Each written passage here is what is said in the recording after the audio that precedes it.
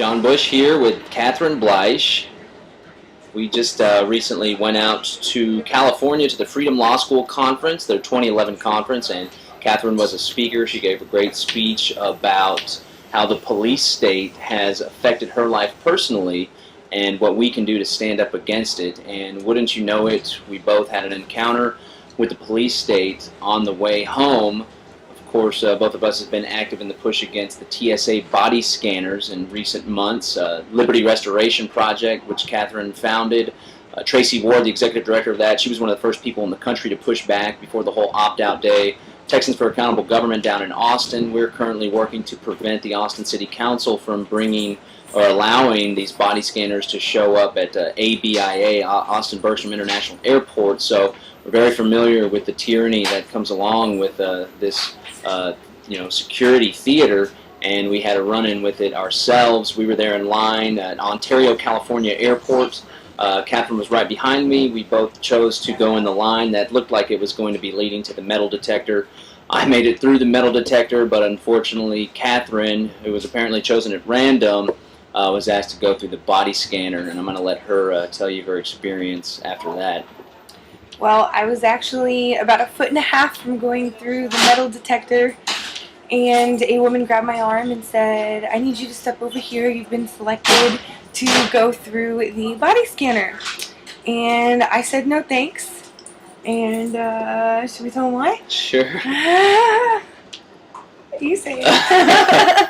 Well, we weren't planning on breaking the news in this particular manner, but I guess that's the life of a couple radicals, and we're proud to announce that Catherine is pregnant, and I'm the father, and because of this, and of course other reasons as well, our privacy and civil liberties and the health effects, but mainly now that she's pregnant, she's got a little creature down in her belly, and of course the radiation that these machines, even the TSA recommends that you don't do that. So naturally she refused the body scanner, and they instructed her that she would take the enhanced pat down. She refused that as well. And then what happened? Well, I kept asking if there was somebody I could talk to. They passed me around from TSA agent to TSA agent, and nobody had an answer for me except do the enhanced pat down, which now requires hands inside your pants, which I am personally absolutely not comfortable with, or I had to go through the body scanner. Those were my only two options. And at first they told me that I couldn't have an opportunity to speak to John because he had been caught with something he wasn't supposed to have on an airplane. And so after talking to probably a dozen TSA agents, they just left me standing there in between the two lines, the body scanner line and the metal detector line. So I took out a piece of paper that John had printed for me that had the 4th Amendment to the U.S. Constitution. It had the privacy clause in the California Constitution, and it had the sexual assault laws from California printed out. And I read them to the TSA agents, and I turned around and I asked the crowd, I said, "Is there anybody here that's going to stand up for me?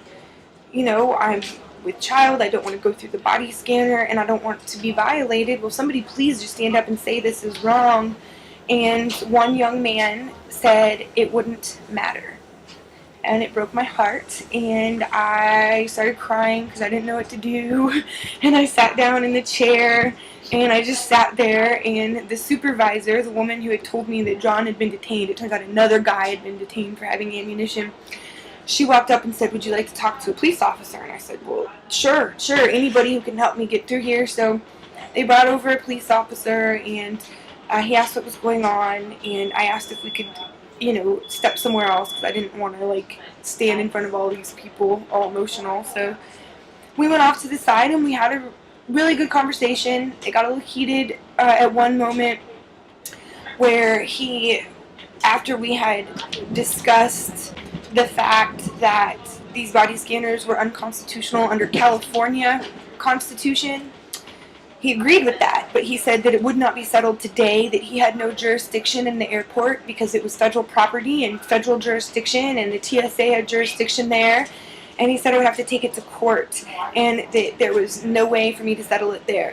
So he instructed me to leave and told me I was disobeying a lawful order, And I said, the last officer who said that to me had to write an apology letter after I went to jail. So I know you don't want them to do that for you. And he said, ma'am, I'm instructing you to leave. And I said, sir, I am instructing you to uphold your oath to the Constitution. And we stood there for, it seemed like 30 seconds. It was probably like 5 or something. And he said, okay, okay. And then he started getting upset that I didn't have shoes on, which of course my camera that was set on record had gone through the metal detector stuff x-ray machine, and my shoes had gone through with my laptop, and they weren't letting John come to me. And he said, where are her shoes? Where are her shoes? And he started getting really mad. And so finally they let John come to me. And at that point, John started negotiating with them, and I thought we were getting somewhere. Yeah, we were asked to speak with the supervisor. We were already speaking with the supervisor. We asked to speak with the head of security at the airport. We think they pulled him from home because they kept on saying he'll be here in 5 minutes, he'll be here in 10 minutes, he'll be here in 5 minutes, he'll be here in 2 minutes. And he showed up, the head security guy. We were there. We said, look, we're reasonable people. We understand the Constitution. We believe this to be an unreasonable search, because we don't feel that the threat is what the Department of Homeland Security would have us believe for a multitude of reasons. So we tried to negotiate with this gentleman to see if we could go through with the pat-down, however, leave off the portion where they put the fingers through the pant line, and also leave off the portion where they go up the inner thigh. And he said that they go up the inner thigh till they hit the torso. And I informed him, well, you're going up the inner thigh, you're going to be hitting a woman's vagina.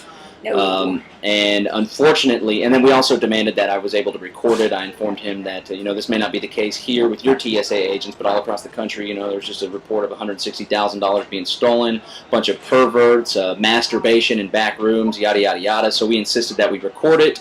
Those were our 3 demands, and unfortunately, none of them were met. So we were left with either one of 2 options for a pregnant mother. A, you don't fly, or B, you fly and you are subsequently violated by the TSA. So as you can see from the train scenery going in the background, we decided to opt out of flying altogether, to stand firm for our constitutionally protected natural rights, and here we are on a 40-hour train trip. So we put out a call to the activist community that the train was going to be extra, a couple $100 extra. Additionally, Catherine was going to be missing a couple work opportunities, and we were going to have to be paying more money for the dog sitters that we had. So it was very inconvenient for us to have to go through with this, but we want to send a message that we're beginning to grow a community of activists, libertarians, freedom fighters all across the country.